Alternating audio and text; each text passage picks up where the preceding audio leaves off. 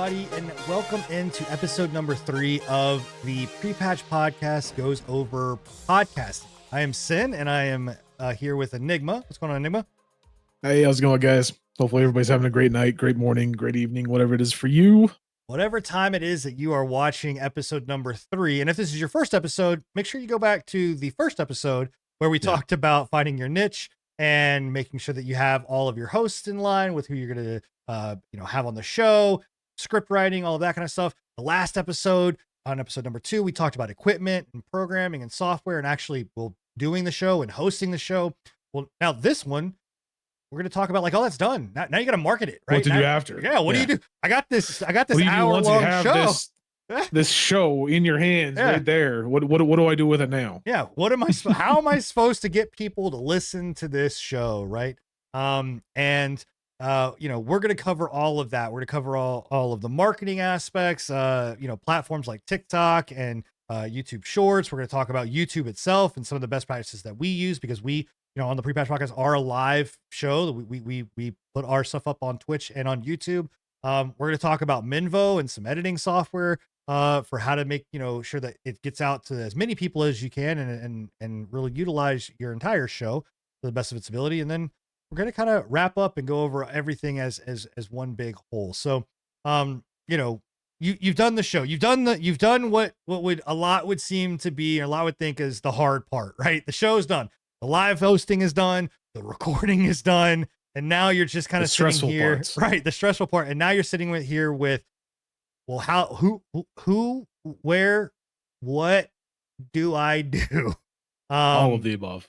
And what I can tell you is a huge recommendation, and this is coming solely from me as Sinan, part of this show, is having somebody like Enigma or someone else on the show that really can dive in and wants to dive in to kind of how to market it and become kind of an expert in that truly helps, right? Now, obviously, if you're doing that solo, you're going to kind of have to learn that on your own. But Enigma, I would love to kind of really pick your brain on this one because you are that person on the show that really spends a lot of time just ripping everything apart and getting our show out to as many people.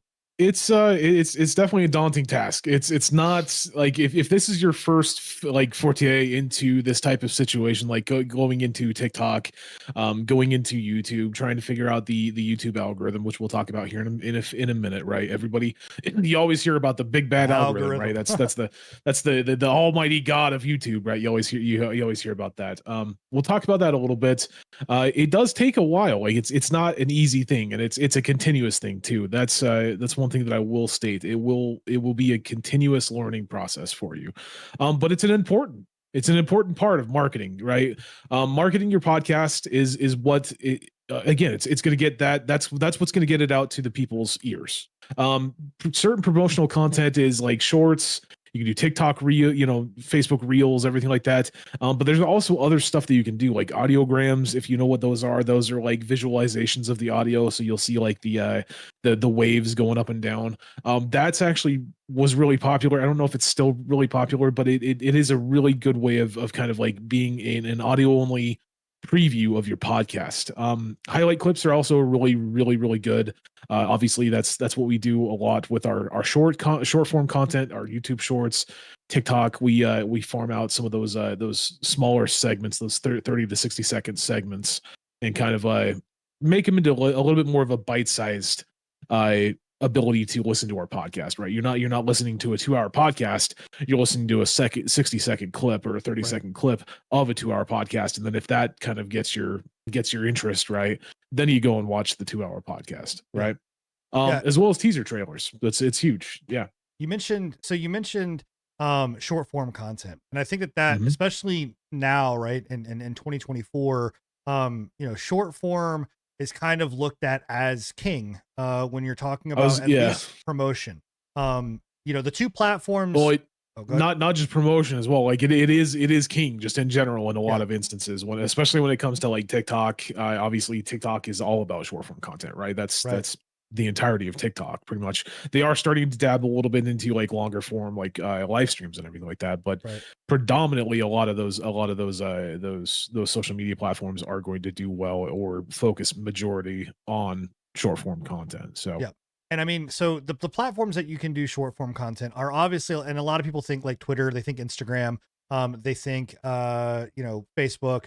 But the reality of it is that TikTok and YouTube Shorts are the two predominant places that you're going to find, and especially us have found like the A fastest lot of way success. Yeah. and success, right? The fastest way to get to your viewers. And even if you're doing an audio show only, you can still utilize these platforms, talking about or using like audiograms or, an Mhm. image of your logo and the audio That's where we background, started. right? Or taking, again, a couple of images and throwing it like, matching it up Yep. to, the sounds and effects that are going on or what people are talking about or whatnot. So, TikTok and YouTube are very, crucial in getting someone interested and kind of, getting them on the hook for wanting to come in and see your live or long form content.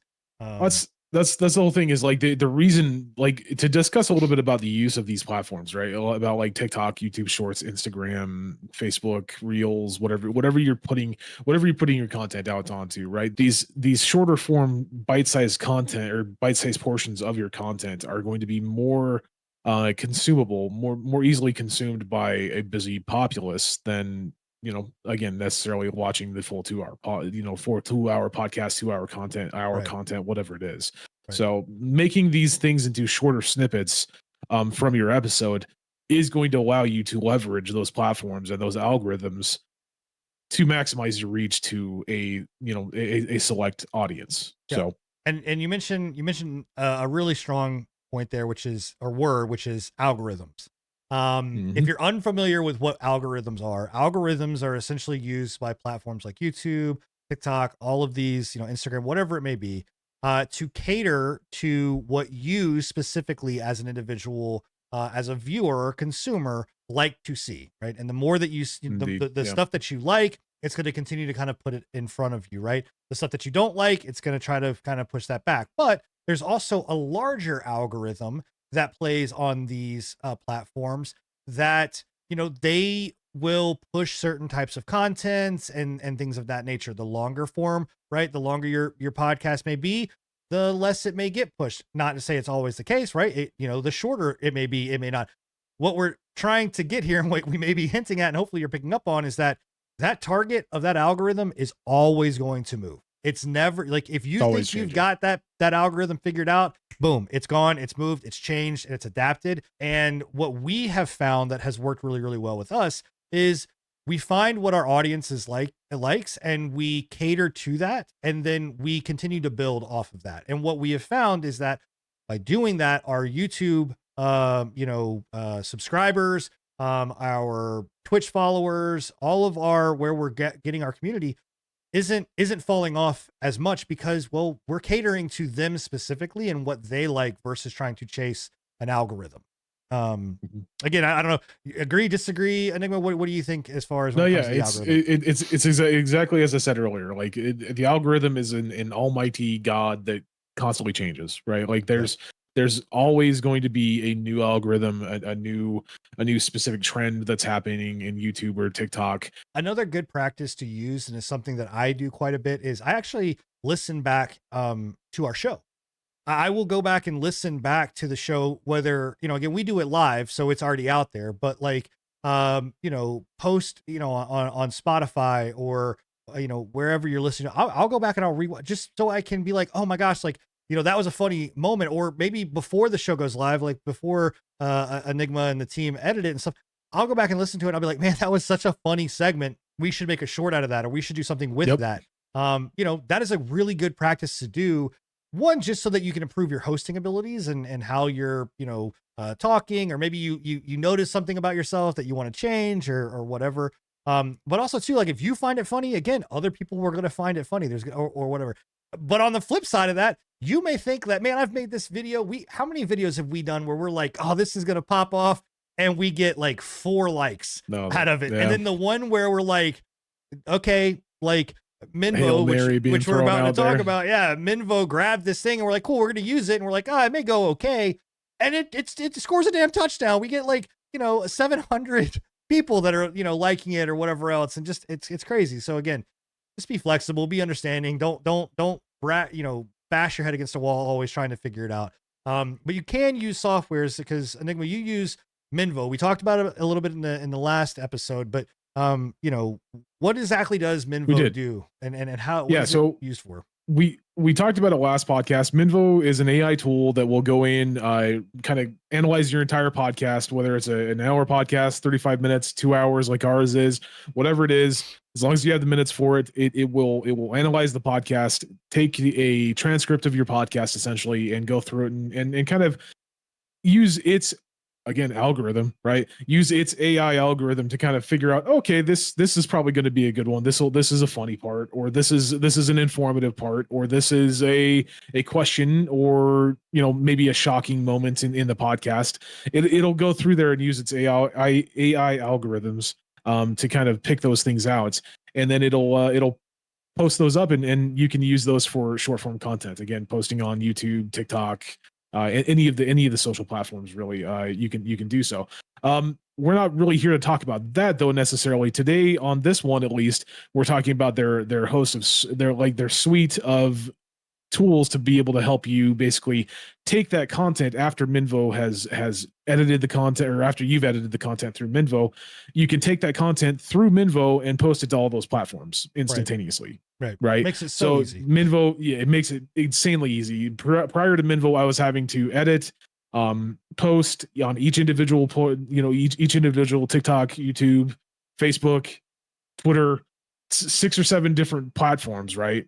And it was just a pain in the butt. It was a pain, and having this tool to where I can literally just go one button click, it goes out everywhere, it's posted, you're good with it. You might have to do little edits on like YouTube when it comes down to like the descriptions or something like that, right? But pretty much it's a one-stop shop for posting anything, right? And it has a very specific set of tools to help you kind of keep track of that stuff too. So it has like a calendar that kind of lets you keep track of like what you've posted on certain days of the week. If you're posting in advance, like a couple of days in advance, it'll give you that as well. Like you can click on the calendar and be like, oh, okay, well, I'm posting a short about whatever, like pottery on Tuesday, right? We're doing the pottery podcast on Tuesday. Yeah. So it's a very very interesting and very unique set of tools that have made content creation for us, at least in the short form content at the moment, a breeze. It's taken my content creation time for that, like my editing time, down significantly. So it's been a blessing. It really has. No, absolutely. Well, everybody, that's it. You found your niche. You got everybody together that you wanted to do the show with. You got your script and your show notes put together. You did your first couple of episodes, made sure everything was great. You went live or pre-recorded it. You have the equipment. You did everything. You hit the buttons. You set up the software. You went live. And now you've gone in and edited everything and gotten it out and marketed your show. And, that's it. That's 1, 2, 3, literally 3 episodes. That's all it takes to get a podcast off the ground, up and running, and having a good time. And we wish you and anybody else that is going to start a podcast with you the most success. Have fun with it, right? We love doing this every single week, inside and out, here on the Pre-Patch Podcast. And we hope that you enjoy yourself and have a blast too. Make sure that if you ever have any kind of questions or anything like that, you can always stop by and ask. Again, check out the other episodes for all of your podcasting needs. And we will see you guys on the other side. Bye. Later.